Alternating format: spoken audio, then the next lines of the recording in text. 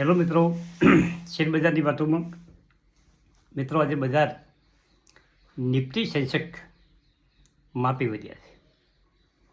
Nifty 100 point વધી છે, પરંતુ મારા પોર્ટફોલિયોના શેરો આરબીએનએલ, જ્યોતિ રિઝન,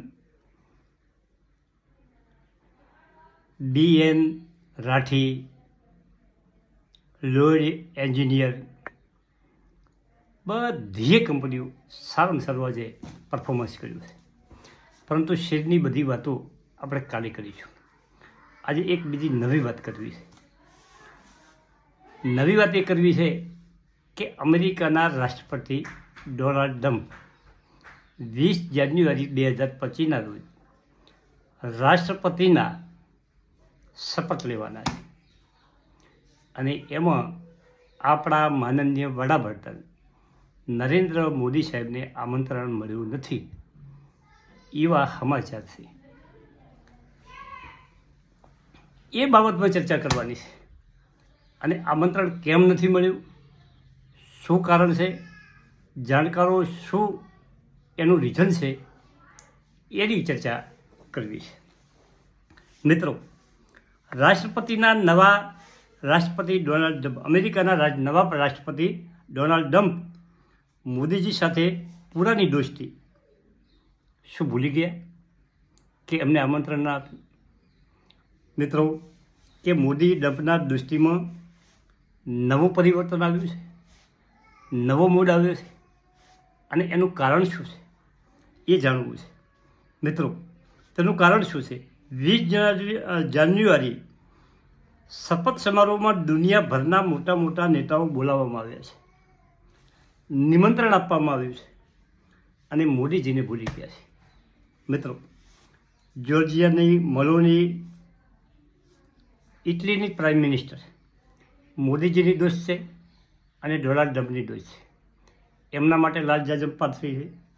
ચીનના પ્રમુખ શી જીનપિંગને પણ આમંત્રણ પાઠવ્યું છે, પરંતુ તેમણે કીધું છે કે હું નહીં આવી શકું, મારો પ્રતિનિધિ હાજર છે. આ એની શક્તિ છે. ઇઝરાયલ, યુરોપના દેશો, દુનિયાભરના રાષ્ટ્રપ્રમુખો અમેરિકાના રાષ્ટ્રપતિ ડોનાલ્ડ ટ્રમ્પના શપથ સમારોહમાં આમંત્રણમાં હાજર રહેશે અને આમંત્રણ પાઠવવામાં આવ્યું છે. અને એક વખત મોદીજી અમદાવાદના સ્ટેડિયમમાં લાલ જાજમ પાથરી અને મોદી અને ટ્રમ્પની દોસ્તીનો ડંકો વાગતો હતો. હવે એ દોસ્તી દોસ્તને કેમ ભૂલી ગયો છે તેની વાત કરવી છે. 20 જાન્યુઆરીએ મોદીને ભલે નિમંત્રણ આપવામાં નથી આવ્યું, પરંતુ ભારતને ડોનાલ્ડ ટ્રમ્પ ભૂલ્યા નથી. અને એક અધિકારી તौर પર આમંત્રણ દેશને આપવામાં આવ્યું છે. મિત્રો, ભારતને અધિકારી તौर પર નિમંત્રણ આપવામાં આવ્યું છે અને આપણા વિદેશ મંત્રી એસ જયશંકર હાજર રહેવાના છે અમેરિકાના રાષ્ટ્રપતિના સમારોહમાં. એક દેશ બીજા દેશને આમંત્રણ નથી આપ્યું, પણ એક દેશ બીજા દેશને આમંત્રણ આપ્યું છે. અમેરિકાએ ભારતને આમંત્રણ આપ્યું છે. ડોનાલ્ડ ટ્રમ્પે તેમના જીગરી મિત્ર મોદીને આમંત્રણ આપ્યું નથી. તેનું કારણ ઘટનાક્રમ જોઈએ. આપણે તારીખ સાથે આપણે વાત કરવી છે કે 5 ઓગસ્ટ 2024 અમેરિકાની ચૂંટણી બાઇડન, ચાલુ રાષ્ટ્રપતિ બાઇડન સાહેબે તેમની ઉમેદવારી વાપસ લીધી અને ભારતીય મૂળની કમલા હેરિસ રાષ્ટ્રપતિના ઉમેદવાર ઘોષિત કરવામાં આવ્યા. એની સામે ડોનાલ્ડ ટ્રમ્પ સાહેબ હતા અને સામે કમલા હેરિસ હતો. અને 10 સપ્ટેમ્બર 2024 કમલા હેરિસ અને ડોનાલ્ડ ટ્રમ્પની વચ્ચે ડિબેટ આમને સામને થઈ અને લાઈવ ટેલિકાસ્ટ થયું. અને દરેક ચેનલો અને અખબારોએ એની નોંધ લીધી અને દરેકને એવું લાગતું હતું કે કમલા હેરિસ આ વખતે બાજી મારી જશે. ડિબેટમાં એ સવાઈ ગઈ, અમેરિકામાં પણ સવાઈ ગઈ. મિત્રો, આ બધાને લાગતું હતું કે અમેરિકામાં કમલા હેરિસનું જહાજ છપાઈ જશે. પરંતુ એના પછી 10 દિવસ 21થી 23 સપ્ટેમ્બર મોદીજી અમેરિકામાં ગયા અને 4 દેશોના રાષ્ટ્રપ્રમુખની એક મિટિંગમાં તેઓ અમેરિકામાં ગયા. મિટિંગ પૂરી થઈ, પરંતુ મોદી સાહેબ ત્યાં રોકાઈ ગયા. તેઓએ બાઇડન સાથે ખૂબ ચર્ચાઓ કરી, મિટિંગો કરી.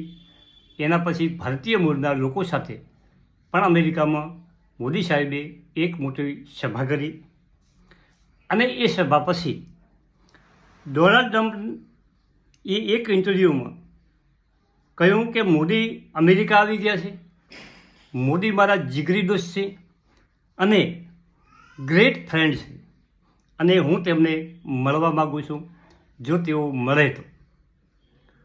પરંતુ આપણા મોદી સાહેબ ડોનાલ્ડ ટ્રમ્પને મળ્યા નહીં અને મોદી સાહેબ સાથે અથવા તો કોઈ એમના સલાહકારો ને બધાને એવું લાગતું હતું કે આ વખત ડોનાલ્ડ ટ્રમ્પ હારી જશે અને કમલા હસનનું રાષ્ટ્રપતિની ઉમેદવારની ચૂંટણીમાં જીતી જશે. અને આ કારણે ડોનાલ્ડ ટ્રમ્પને ખોટું લાગી ગયું છે અને મોદી સાહેબની દોસ્તીમાં સહેજ નવો મૂડ આવી ગયો છે. મિત્રો, આવવાનું કારણ છે, આવું જાણકારો દર્શાવી રહ્યા છે. દીપક શર્માની એક ચેનલ છે, એમાંથી આપણે આ આધારભૂત માહિતી મેળવી છે અને અમેરિકાના આપણા મૂળના એક વકીલ લાઈવમાં આ બધી વાત કરી છે. મિત્રો, અને જો આ જાણકારી બધી સાચી હોય તો આપણા દેશને મોદી સાહેબ અને ડોનાલ્ડ ટ્રમ્પના જે સંબંધો થોડા ઘણા જે બગડ્યા છે એ ટૂંકા સમયમાં નહીં સુધરે તો થોડી ઘણી આપણા દેશની કંપનીઓ ઉપર ડોનાલ્ડ ટ્રમ્પ પાબંદી લાવશે. એમનો સ્વભાવ, એમનો મિજાજ થોડો કડક લાગી ગયો છે. મિત્રો, એક જીગરી દોસ્ત હતા અને અબકી બાર ટ્રમ્પ સરકાર, અબકી બાર મોદી સરકાર, આ બે મિત્રો નારા લગાવતા. આજે આ બંને મિત્રો સમારંભમાં આમંત્રણ પણ ટ્રમ્પ સાહેબે પાઠવી શક્યા નથી. એમને દુઃખ મોટું લાગી ગયું છે. આ બધા કારણો જાણકારો બતાવી રહ્યા છે. મિત્રો, અને હવે આપણે કંઈ બજારની વાત કરીએ. બજાર આપણું નીચેથી રિકવરીના મૂડમાં છે. ભલે પછી બજાર ધીમે ધીમે વધે, એક દિવસ ઘટે એક દિવસ વધે, એની ચિંતા કર્યા વગર થોડા શેર, થોડી ક્વોન્ટિટી ધીમે ધીમે સારી કંપનીઓમાં એકઠી કરવી જોઈએ. Thank you. આભાર.